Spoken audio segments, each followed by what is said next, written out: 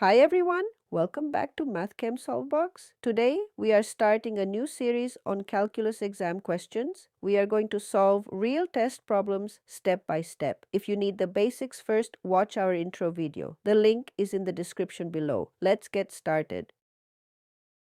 Have you ever wondered how to calculate the exact speed of a flying drone at a single split second compared to its overall average speed?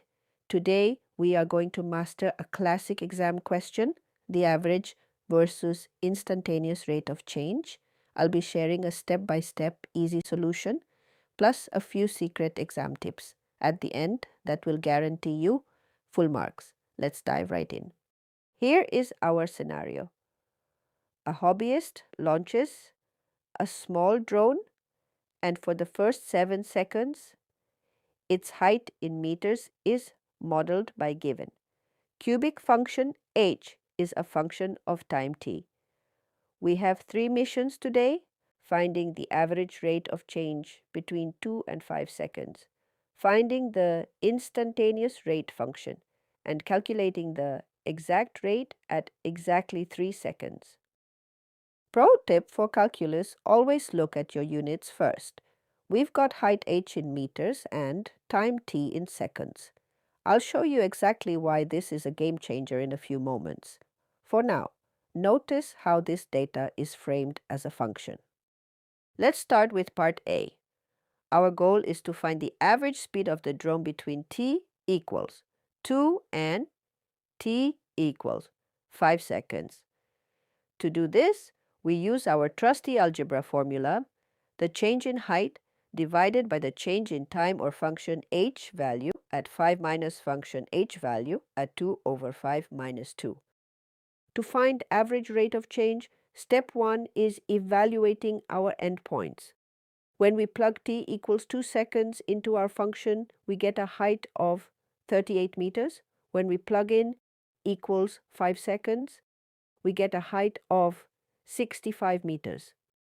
Now, we just substitute those numbers back into our average rate of change formula. 65 minus 38 gives us a change in height of 27 meters over a time of 3 seconds. 27 divided by 3 gives us exactly 9. Is 27 over 3 equals 9 the complete answer? No? Let's check. Here is a pro exam tip. Always mention your units for the average rate of change because height is in meters and time is in seconds. The correct final answer is 9 meters per second. So many students lose easy marks by forgetting this step. Always include your units in calculus. Now for a crucial exam tip, never forget your units. The answer is 9 meters per second. Exam tip number 2 is pay attention to the sign. Sign tells us about direction of change. For example, average rate of change is a positive 9 meters per second. It means the drone's height increased on average by 9 meters per second. So the drone's height increased on average by 9 meters per second. Visualizing this on the graph, this average rate is just the gradient of the secant line connecting our 2 points A and B. If you need a refresher on how secant lines and average rates connect, I have a whole video breaking it down. Check the link in the description below. After the calculation of average rate of change now, we will work on second part of the drone's height problem. But what if we don't want an average? What if we want the exact speed at a specific millisecond? For this, we need the magic of calculus. We need to find the derivative of h of t using the power rule. By applying the power rule to our original equation, we bring the powers down to multiply and reduce the power by 1. This gives us our derivative of h of t. Now, think of this amazing new function as our speedometer. It tells us the rate of change at any exact instant. The link for speedometer video is in the description. Now for part C, how fast is the drone moving at the exact instant time is 3 seconds.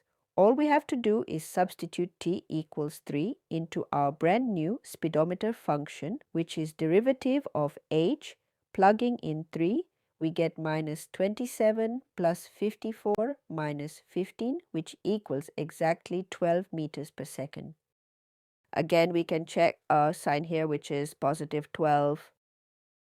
This means that at precisely 3 seconds into the flight, the drone is climbing at a rate of 12 meters per second. On a graph, the average rate of change, which is 9 meters per second, is the gradient of secant line, and the instantaneous rate, which is 12 meters per second, represents the gradient of the tangent line, a line that perfectly grazes the curve at that single point.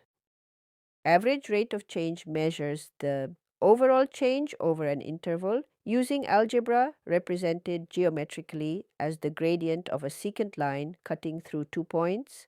In contrast, instantaneous rate of change measures the exact speed of change at a single moment using calculus represented as the gradient of a tangent line grazing just 1 point. If you found this exam style solution helpful, please smash that subscribe button and hit the bell icon so you don't miss out on more easy calculus exam style solutions. Check the description below for helpful links on rate of change and the speedometer analogy. Thanks so much for watching, and I will see you in average versus instantaneous rate of change. Part 2 right up next.